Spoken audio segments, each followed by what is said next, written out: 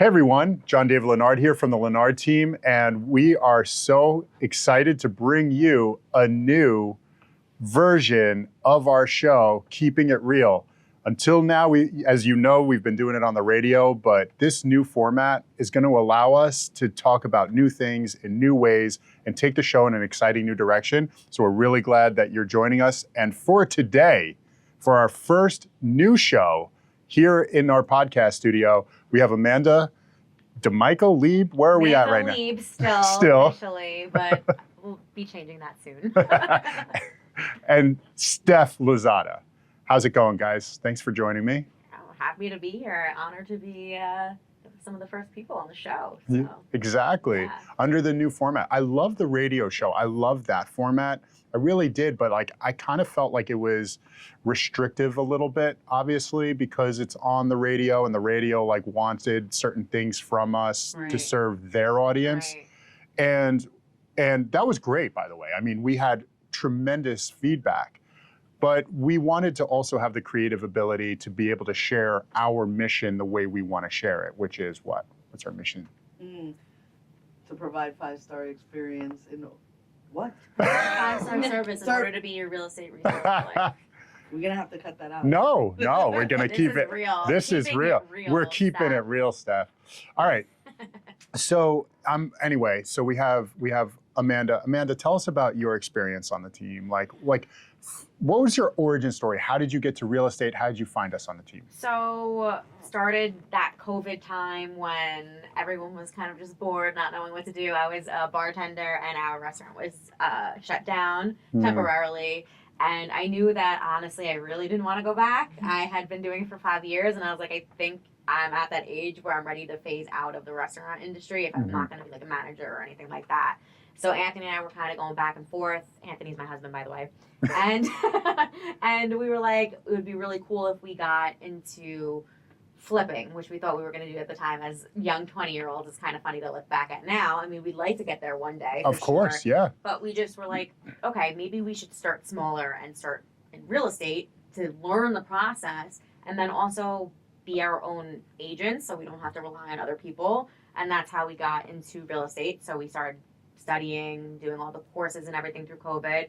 And then one of his friends, who was previously on the team, loved it and had amazing things to say. And he was doing so well. And I was like, he was only on it for 6 months. And I was like, I want to do what he's doing. And he's like, talk to my team lead. And we did. And that's how I got onto the team. I pretty much I was with Signature for only 2 months before I realized, wow, this is a lot harder. So you were at our brokerage, yes. Then you heard about us, yes.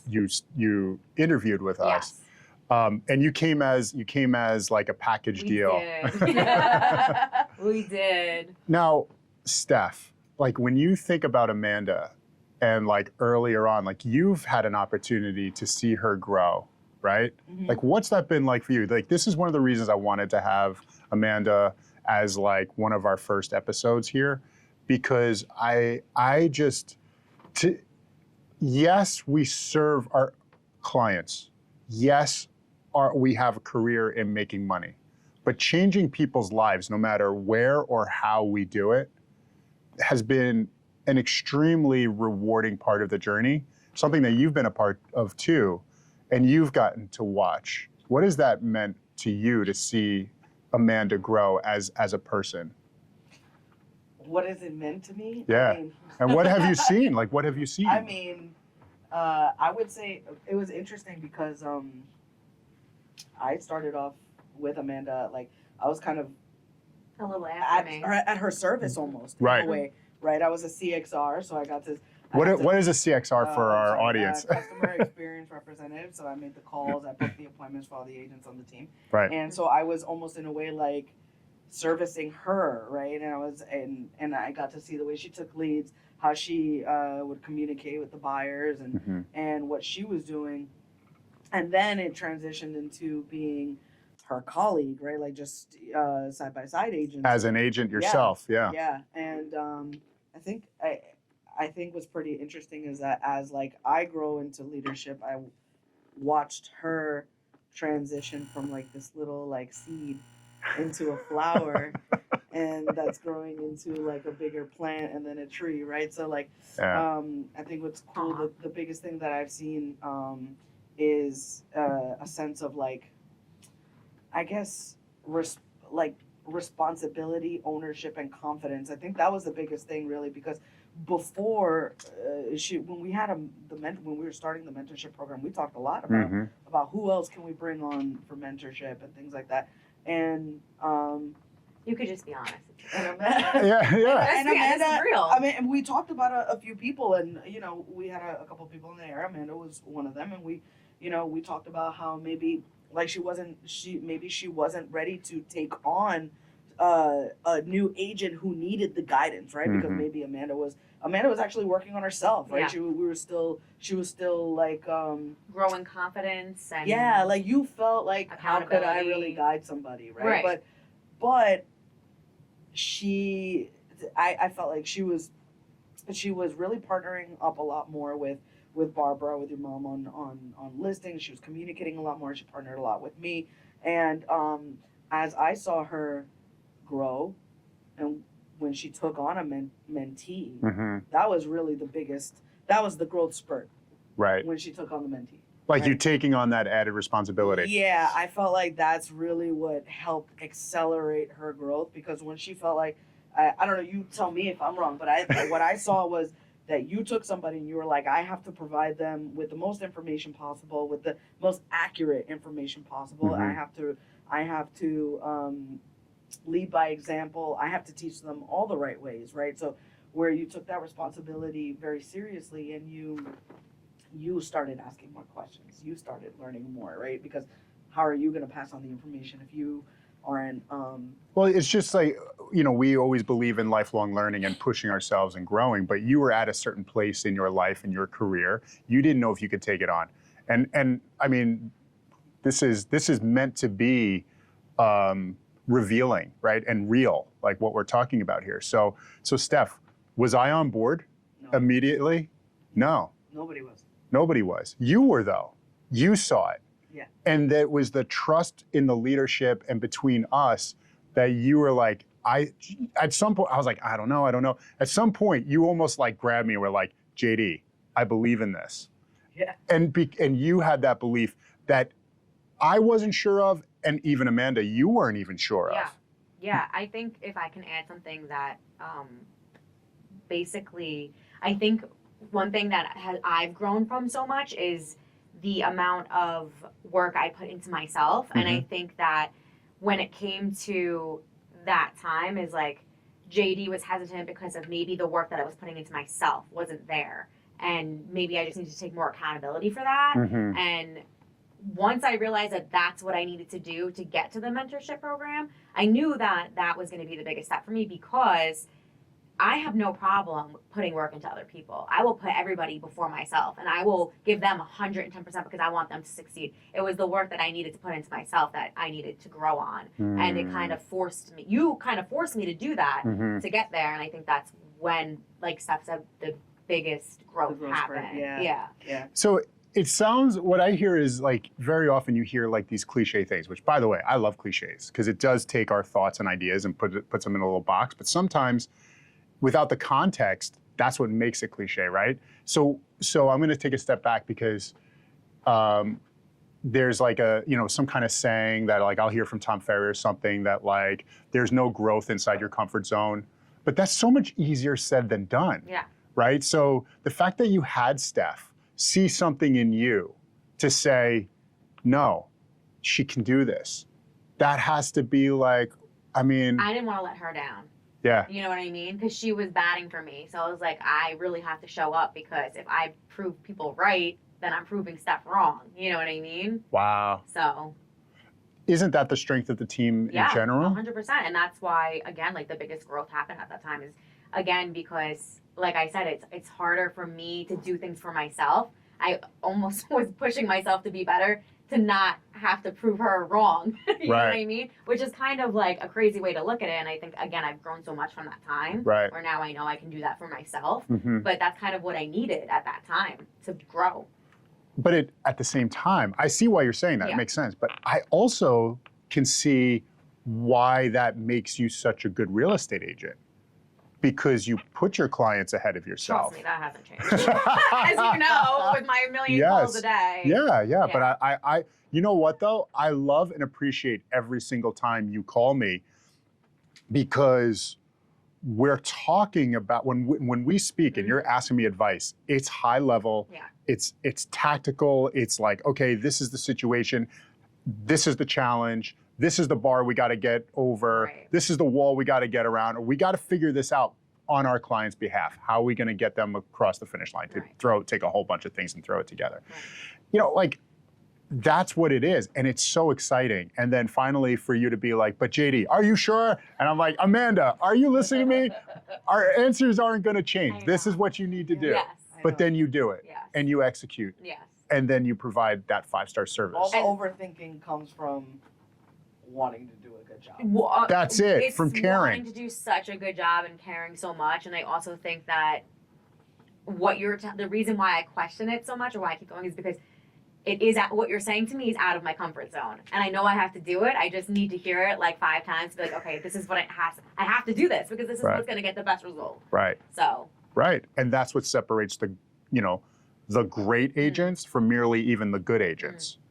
Right? Like, what is the difference? Like, if you have very good agents out there, 2 very good agents, what I find really finally separates the very good from the truly great is no one likes to be outside their comfort zone. No one likes to challenge themselves. And many people will fake it or try to be belligerent to overcome their insecurities, but to do it as a professional and do it with just like kindness, because at the end of the day, like, it doesn't have to be so adversarial when we negotiate. It can be just professional, but that's hard. And you have to, it takes courage, and you take that step. So that's what I mean, right? By like you growing, like you've grown so much. And I'm just so honored that you would not only be a part of our team, but stay with us as long as you have, because that has meant so much to me. Yeah, and again, like, I know we said trust is kind of the theme of today's podcast, and I think that's really what it is that I stayed here because I do trust you, and I do trust staff and everyone on the team, that this is where I am growing here. And some people say that teams are great to start out, but I truly feel like this team is good for the long haul because of the trust and how much I've grown. It's just proof, right? Like, this is something that you can do your entire career is be on this team, honestly. So how does that trust, how does that play into your daily life or your business, like on a daily basis? Like, so let's start internally before we go externally to our viewers and past clients, potential future clients. How does this? Where does the trust start? Within us, right? And between the team, between leadership, between agents, between agent and agent. They've got to trust that we have their best interests at heart, and then. So you're in leadership now, Amanda. What have we done to build trust with you? Because, all right, I'll tell you what it was like years ago when we decided, let's be a team. And it was my father, my mother, my sister, myself, and our assistant, Tina. And it was like, why would I join the team? My last name isn't Lenard. You're gonna take all the business for yourself and you're gonna give me the crumbs. It just doesn't make sense for me to where we are today. So we were brand new, we were trying to become a team. We were brand new in that regard. And not a lot of trust because it was an unknown thing. And by the way, when we started, we were early adopters to teams, so it weren't as popular as they are now. But now we come, like 12 years later, 15 years later, and you're like, you could have a career here. I trust you guys. What does that trust mean to you? How did we establish that trust with you? I think for me, it all starts with intention. And that being said, like you said, like, oh, how do I know you're not going to give the breadcrumbs? I think that it's very clear when you join this team that the Lenards are doing everything they can to provide the best resources, the best leads, working to always become better. That's the part where you're like, okay, this is not just you know, I'll give you whatever is left over and you can figure out what to do with it. It's, I want you to succeed. I'm giving you things that cost a lot of money. Yeah. You know, like it's like here, these things are expensive that we're paying for. You know, we worked so hard to get these certain kinds of resources, privileges, yeah. And you're trusting me with them. I have to trust that your intentions are good. Like how could I not when you're putting important things in my hands, right? So I also think it's a level of respect too, right? Like you respect me enough to trust me with these things that are costing you money. Yeah. And I think again, it all goes back to intention and like how the Lenards go at things, and it's just very clear that, you know, they want what's best for us, and they want us to grow. Look at you, proud mama. Well, it's true. Right? She sounds like me. I think her and I are so similar. So like everything she says is pretty much what I'm thinking almost. Yeah. You know, it's I think it's like also the fact that like yes, we do. There's so many things that the Lenard team puts together for us, systems, new. I don't know, new resources. It could be anything, and sometimes they pan out, sometimes they don't. But like she said, the intention is there. The intention is to help us grow. The intention is to keep us more organized, get us more sales, skill building, you know, helping us do the right thing, but then also to be empathetic to the things that are going on in our lives. Like you're always, I was just saying in an interview yesterday to somebody, right, that you're always looking, you're always, what was I saying to that guy? That, you know, you're always just trying to see the good in people. Like where you and I are very, like we balance each other out. I'm very numbers oriented. I'm like, you're either doing really well or you're not, you know? And you are always trying to look for, you know, is there another story? Is there something going on? There's a, you know, you're very empathetic. And I think that's also another big thing for me. That's why I trusted you guys, because when I transitioned into real estate, you found a way. My first thing was, I can't make any money. I have no money. I didn't save anything. I'm coming out of like a salary job, and you created a position for me to be able to, you know, stay afloat while I work through my things. And that meant a lot to me. Yeah. That was the first step for me. And so I think like my role as a leader when in talking about trust is if I don't start with trust with anybody that comes onto the team, I don't deserve to receive any trust in return. So if I say, oh, I don't trust you, you're gonna have to prove your trust to me before I trust you to be on this team, I actually think that would be considered poor leadership. Yeah. Right? So we interview a lot of people. Not everybody, we don't invite everybody. And then if we do, not everybody makes it because for different reasons. We won't get into that now. But the people that stay, if I don't put every resource into you that I possibly can so that you can grow and succeed, then I'm not living up to the promise that I made to you to do that, right? To provide you the resources, as I like to say, to facilitate your growth, right? So I would like to say that I think the trust actually starts with me.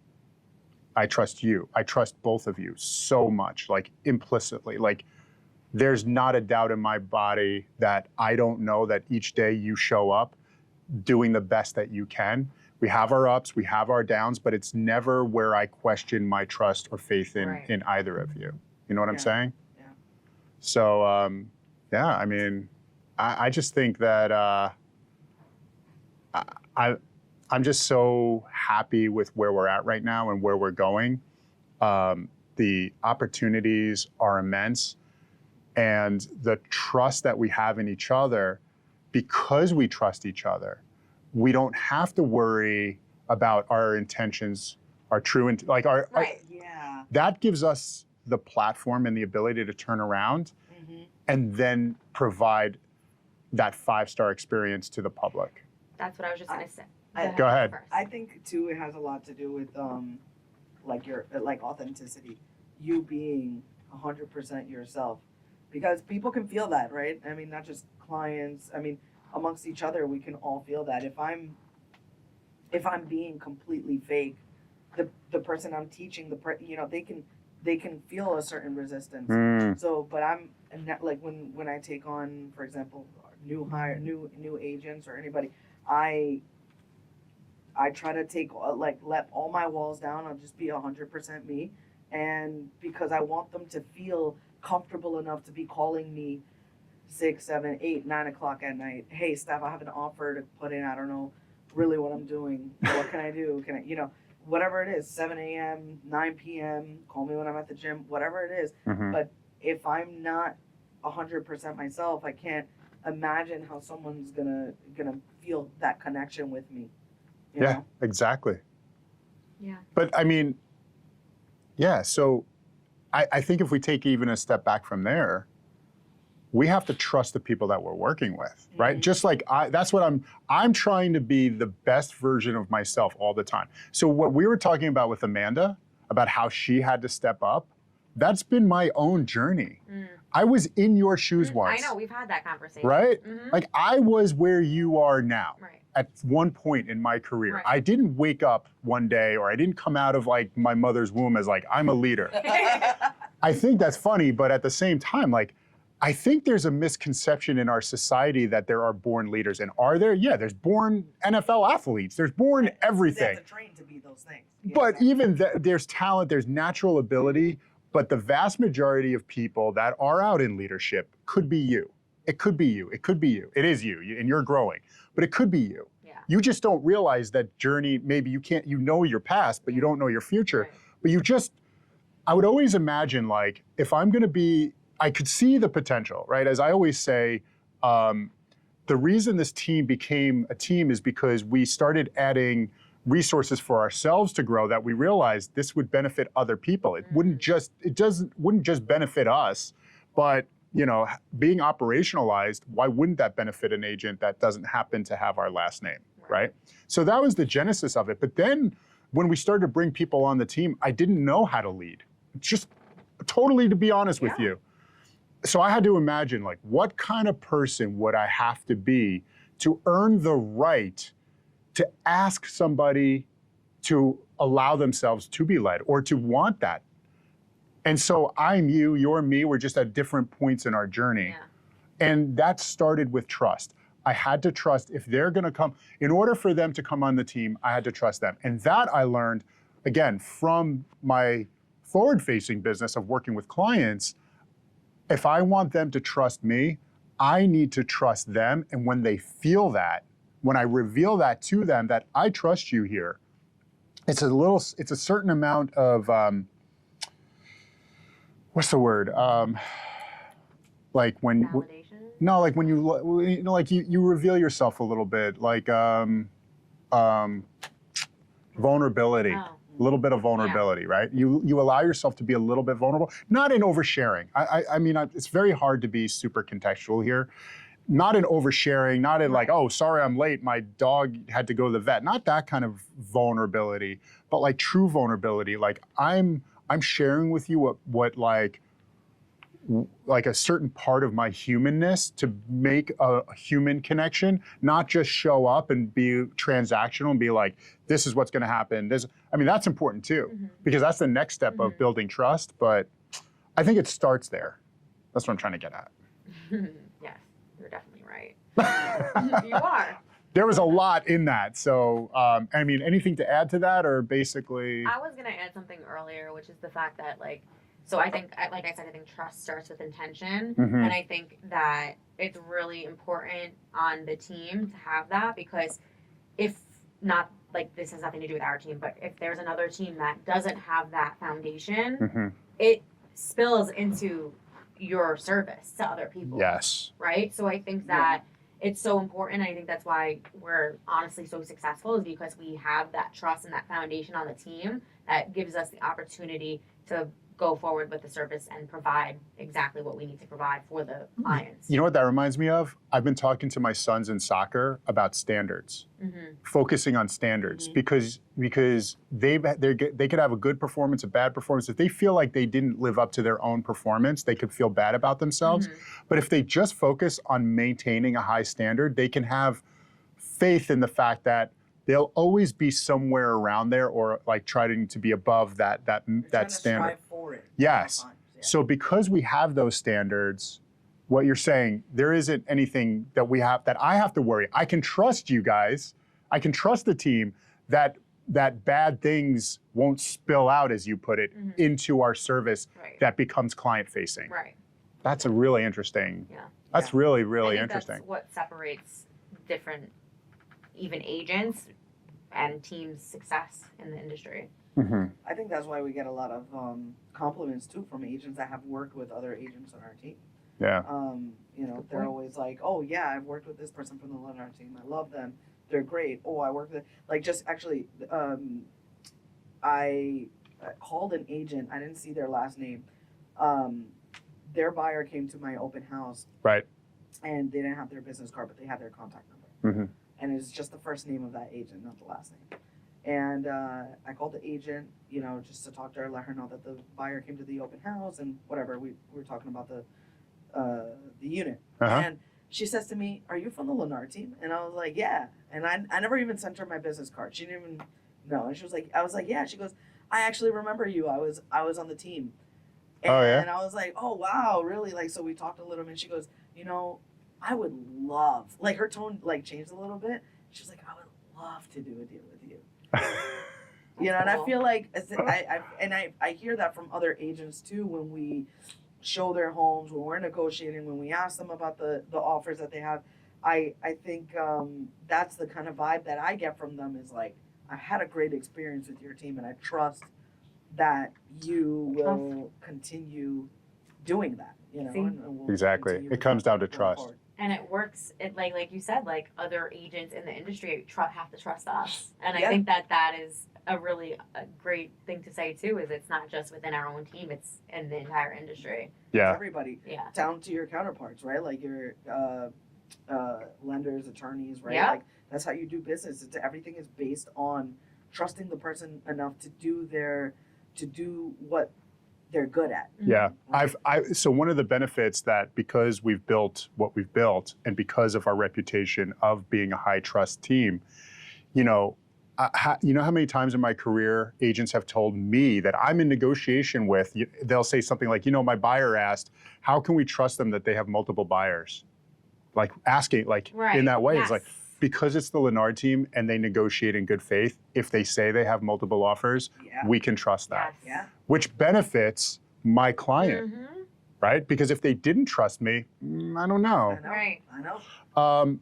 Something else, one more thing about trust, because, you know, it's so much fun to talk about our industry and the other agents, but again, for the benefit of the clients out there, one place that I've seen that trust has been a really, really important factor is in, one way to build trust is, first of all, I started to say, like, emotionally be trusting and be open, right? And not closed off and distrustful, because like you said, you were saying about being authentic before, people will feel that in you, right? That's what I was trying to say, which you had said actually better earlier. But the next thing is to set expectations. Because if you know what the steps are and you can express what those steps are to get to their end goals, then they may not even remember everything that you said. In a buyer consultation, a listing appointment, they won't remember, like, you know, the 150 different, you know, marketing things that we do to sell their home. Right. They won't remember each one, but they'll remember that we have an actual plan that we know works and that we believe in. So, like, I think, and also establishing expectations. This is what you can expect from me as your professional, and this is what my expectation of you is going to be. Once you have expectations, that's something that, in a sort of like mental capacity, they can measure. Yeah. It becomes tangible. Oh, if he says that he's going to call me once a week as the listing agent, at least once a week, just for this purpose. Maybe it's you know, the Monday after the open house to, you know, give feedback, and I say I'm going to do that, and I do that. Boom, that's instant trust right there. Yeah. So at the end of the negotiations, when we say we believe, like, they're at, okay, we have these offers on the table, Jon-David or Amanda, which offer do you think we should take? Well, it's easy. This one based on the price and terms, because this one is close, but this is what they've got, and they're taking it on our word that we've successfully negotiated all the terms, all the prices. And so when we say we believe that this is the best offer, we've built up so much of that Yeah. trust that it becomes an easy yes for Mhm. them, right? They're not Absolutely. doubtful. They're not going to bed worrying, did we undersell our house? Did we do the right thing? Right. It all starts with taking them on that journey, showing them the journey before we actually take that first step. Absolutely. Yeah. I agree. All right. Anything else to add?